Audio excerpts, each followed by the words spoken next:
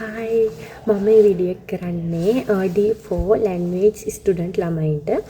එයාලා මගෙන් ගොඩ මේ දවස්වල අහන ප්‍රශ්නයක් තමයි එයාලට language එකේ ඉඳගෙන ජොබ් කරන්න තහනම්ද?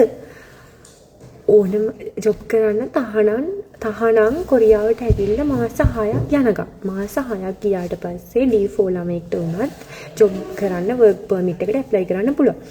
හැබැයි D4 ළමයෙක්ට සතියකට පැය 25ක් වැඩ කරන්න පුළුවන්. හැබැයි ඒ ළමයෙක්ට අනිවාර්යයෙන්ම topic level 2 එහෙම නැත්නම් KIIP exam එකේ සාහිතොන්න program ඒකේ level 2 හෝ ඊට වැඩියෙන් තියෙනව නම් එහෙම තියෙනවා නම් විතරක් ඒ ළමයෙක්ට සතියට පැය 25ක් වැඩ කරන්න පුළුවන්.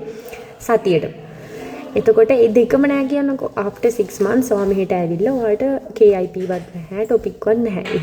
එහෙම වුණත් එයාට සතියට පැය 10ක් වැඩ කරන්න පුළුවන්. සතියට පැය 10ක් ඔයාලට work permit එක apply කරන්න පුළුවන්. D2 ළමයින්ටත් qualification සහ යාලගේ පැය ගන්න චූට්ටක් වැඩි වෙනවා.